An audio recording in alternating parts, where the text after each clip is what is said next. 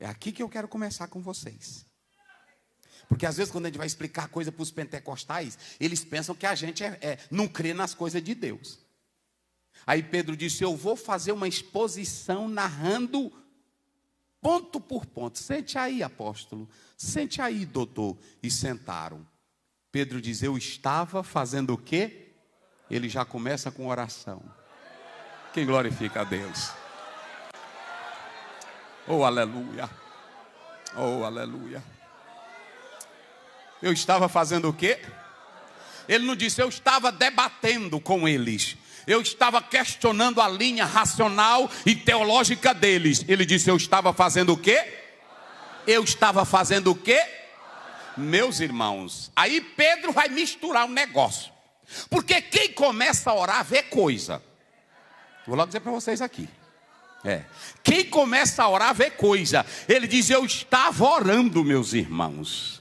E quando eu comecei a orar, eu vi uma visão. Diga comigo, só para melhorar o negócio. Diga comigo, lençol, vaso, animal, som, dom, anjo, voz, céu, espírito.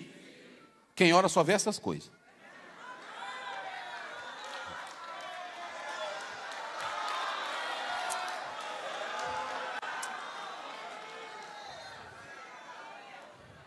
Irmão, aquele que fica aqui, olha, eu vou ver aqui o que o Augusto Armstrong está escrevendo.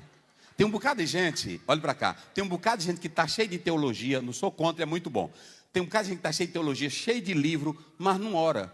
E quem não ora não vai ver céu aberto, quem não ora não vai ver visão, quem não ora não vai ter mistérios, quem não ora não vai ver Deus agir.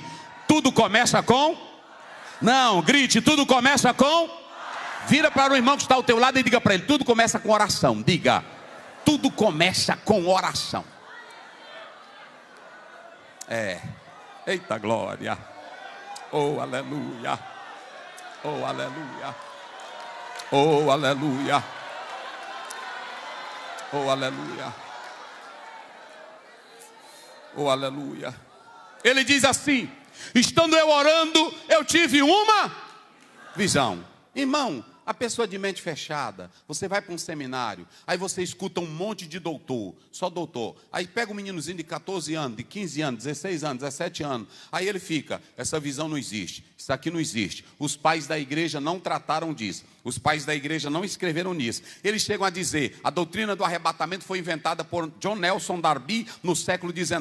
Nadinha, desde o 3º século já tinha gente falando do arrebatamento da igreja. O grande problema, sabe o que é? É gente de mente tapada. E olhe para cá, para Deus mexer contigo, só se Ele te pegar no espiritual. Porque quando você lê Atos capítulo 9, a Bíblia diz que Deus deu um clarão em Paulo. Olha, Paulo doutor, cultura latina, cultura grega, um bichão pesado, meus irmãos.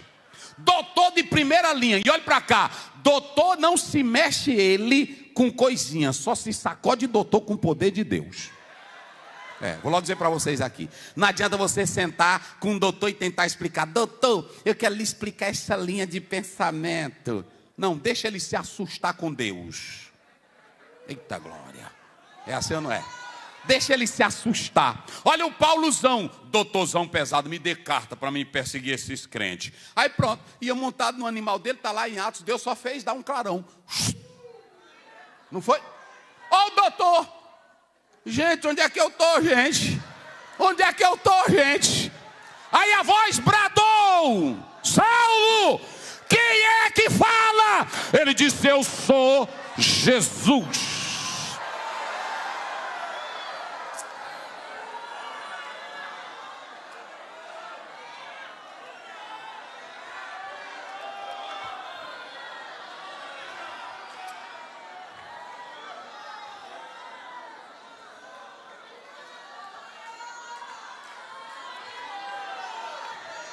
Vamos lá.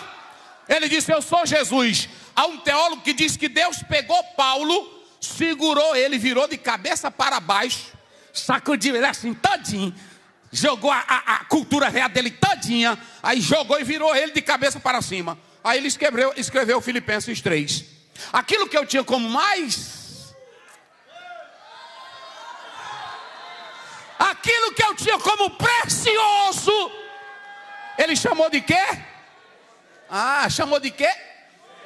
De esterco. Vocês estão suavizando, mas eu não vou dizer. Ele diz: aquilo que eu tinha como mais precioso, o que eu achava o mais culto e lindo, agora eu troquei pela sublimidade do conhecimento de Cristo Jesus.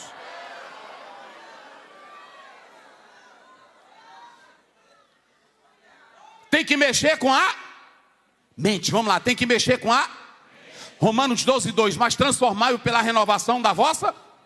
Aí os apóstolos, todo mundo, só judeuzão pesado, irmão. A Bíblia diz que era o da circuncisão, pé roxo, só bichão pesado, ninguém mudava eles não. Aí eles todos sériosão olhando para Pedro. Aí Pedro disse: eu só comecei a orar, meus irmãos, tranquilo, eu comecei a orar. E eles olhando para Pedro.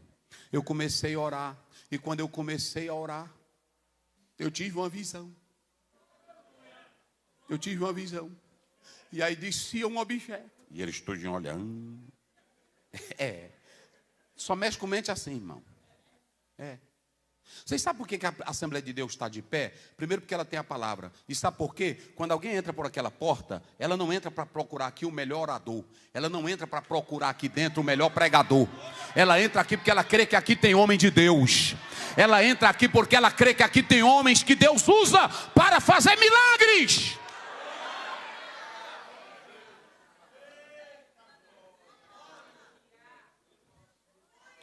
E eu estava orando, desceu aquele vaso como um grande lençol. Irmãos, e olha a explicação dele para os apóstolos, para os irmãos. E eu vi dentro do lençol, velho, meus irmãos, todo tipo de animal, velho. Tudo eu vi gambá, eu vi coelho, eu vi lebre. Rapaz, eu vi tudo. E aí ele começou a explicar. E aí no meio daquele lençol, velho, cheio de objeto, velho, de animal, uma voz bradou dos céus. Olhe para cá, bradou e disse: mata e come.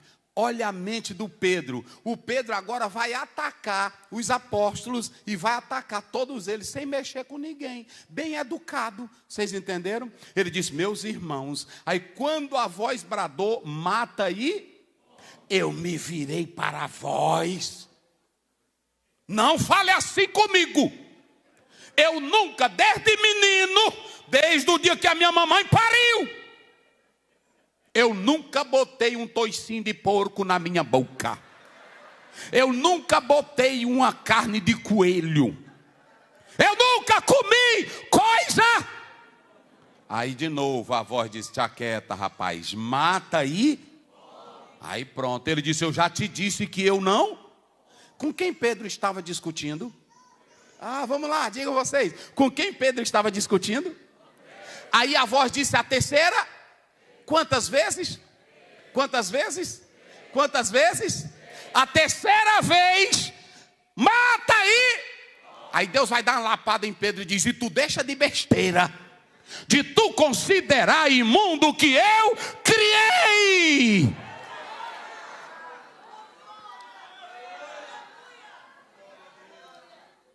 Meus irmãos, aí Pedro diz: meus irmãos, quando aquilo aconteceu, o vaso sumiu.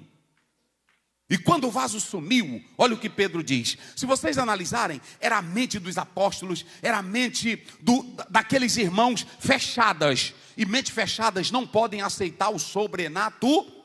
Tem muito crente, irmão. Uma vez um pastor estava pregando, e aí o irmão dizendo: olha, queridos irmãos, um dia eu fui andar, e aí o pneu da bicicleta estava seco, e aí eu fui descer a ladeira e quase eu caio, mas aí eu, no meio da ladeira eu disse: Jesus, enche esse pneu da bicicleta. E aí, irmão, Jesus encheu, e o pastor sentado no púlpito disse: diabo mentiroso. Ou seja, nós estamos pregando o sobrenatural e não estamos crendo que ele faz o sobrenatural. Quem crê que ele faz o sobrenatural?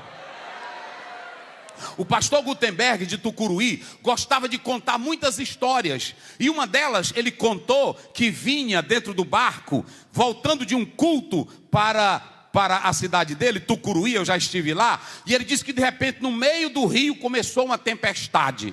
Começou uma tempestade, E aí os crentes começaram a gritar. E os dois presbíteros do lado dele começaram a gritar também. Começaram a gritar. Ele disse: olha, todo mundo pode gritar. Eu e vocês aqui não podemos porque nós somos a liderança. Aí ele disse que no meio disso ele deu um grito: Jesus! Aí ele disse que quando abriu os olhos o barco estava lá do outro lado. Quem ouviu aí? Olha, pois é, aí um pastor que estava sentado do outro pastor, ele contando lá no Maranhão. Aí um pastor disse para ele: ô mentiroso, vem mentir do Pará aqui. Ou seja, aquele pastor não acreditava no quê?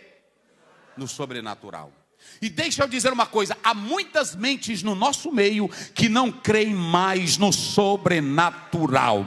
Eu tenho um recado de Deus aqui esta noite, para quebrar essa mente. Só o poder do Espírito Santo de Deus tratando com você. Aleluia. Aleluia. Quem glorifica a Deus, quem exalta a Deus, olhe para cá, irmãos. Tem que ter renovação de... Olha, quando você lê 2 Coríntios, aliás, 1 Coríntios 2,16, Paulo diz: quem prescutou a mente do Senhor, para que possa instruí-lo? Aí ele diz assim: nós, o que Paulo diz? Nós temos o quê? Agora imagine você ter a mente de Cristo. Eu vou dizer uma coisa que eu quero revelar aqui esta noite. Eu estou pedindo para Deus fazer diferença no meu ministério. Por que eu estou pedindo isso? Escutem bem. Hoje o pastor Eovaldo falou pela manhã sobre buscar a porção dobrada. Tem um amigo meu que ele liga para mim e eu falo com ele de vez em quando. Ele é muito de oração. Aí um dia eu liguei para ele e disse: eu estou aqui no necrotério porque eu estou me agarrando com um morto, porque eu quero ver Jesus ressuscitar um morto no meu ministério. Eu disse para ele: tu está onde, irmão? Eu disse: eu estou no necrotério.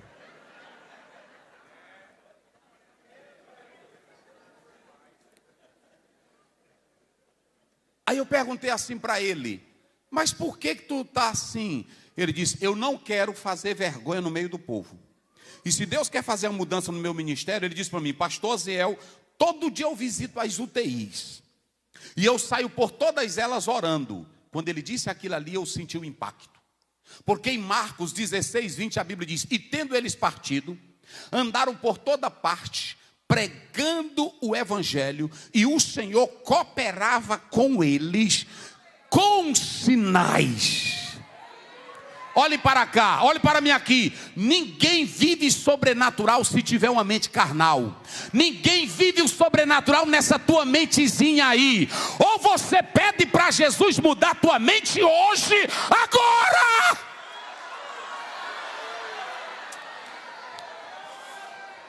Oh, aleluia.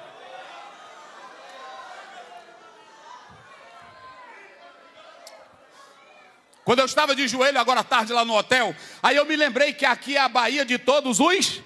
Aí eu disse para Deus: Senhor, eu quero uma coisa hoje à noite.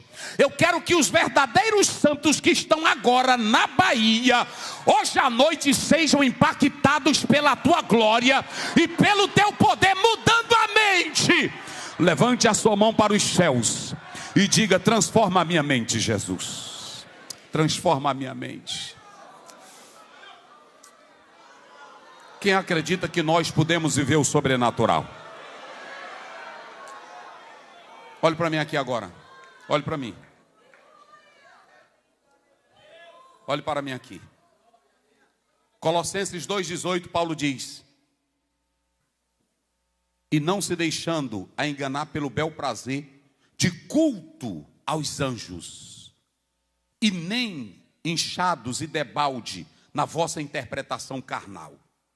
Veja que Paulo está dizendo, ele diz assim nesse versículo: e não se intrometa em coisa que você nunca viu.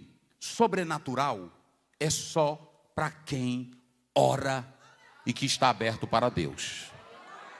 Como foi que Pedro disse para Deus 3 vezes? Ele disse como para Deus? Deus disse: mate como, mate como, mate como. Foi que Pedro disse para Deus: eu não faço, eu não faço, eu não faço. Deus botou um ponto final e disse: cala tua boca, quem manda aqui sou eu, e não considere imundo. Agora olha para cá. A mente de Pedro era fechada ou não era? Aí ele se lembrou. E Deus, irmão, quando quer tratar contigo, Ele bota moral e manda tu calar a boca. Estou logo dizendo para vocês. Não vá para Deus pensando que tu é o tal. Deus, tu sabes. Não, te aquieta. Vá para Ele e Ele te dá lição de moral. Abraão, com quase 100 anos, capítulo 17 de Gênesis, Deus chamou e disse: cria vergonha na tua cara, rapaz. Anda na minha presença e ser perfeito. É assim que Deus faz. Não pensa porque tu já é crente, o Senhor me conhece. Se tu não prestar, Ele diz, é na cara. Aí Ele disse para Pedro, Ele olhou para Pedro e disse: cala a tua boca, porque quando eu faço, eu não faço imundo. Te aquieta. Olha para cá. Olha agora Deus dando um recadinho para Pedro. Pedro se aquieta e diz: e vai chegar aí quantos homens? 3 homens. Te aquieta e vá com, e não fale nada e nem duvide. Eita, irmão, lá vem 3 gentiosão pesado. É aqui que o Pedro está. Aí disseram, é aqui. Aí o Espírito Santo, já te falei, desce. Aí pronto, aí ele olhava. Você já imaginou ele andar com um gentil, sem ser na circuncisão? Aí pronto, andando com ele, ele foi. Aí o Pedro chegou. Escute bem, para você ver como é a mudança de mente que Deus vai fazer na vida de Pedro. Isso, irmãos, eu quero falar isso aqui para os pentecostais. Eu não vou concluir tudo, mas escute, olha para cá. Olha para cá. Ele foi, e quando chegou lá, o negócio piorou, porque no capítulo 10, quando você lê, a casa não tinha só o Cornélio de gentil. Era mãe, era pai, era tio, era irmão, só gentil. Tudo cheio de gentil. E Pedro levou quantos com ele? 6 judeus. Quando levou, botou dentro da casa. Quando botou dentro da casa, aí o Cornélio disse, olha para cá para você ver o mistério. Pedro diz que estava orando, Cornélio também estava orando. Aí ele diz, um anjo mandou eu te buscar, para que você me diga a palavra da vida. Aí quando Pedro lembrou disso, aí ele lembrou da palavra, não considere imundo, todos eles são igual a você. E olhe para cá, olha aqui, o judeu acreditava que para ter contato com Deus era a lei, era a regra. Aí Deus disse, agora acabou. No Novo Testamento, Hebreus 10, 19, ele diz, pelo sangue de Jesus, vocês podem entrar no santo dos santos. Irmãos,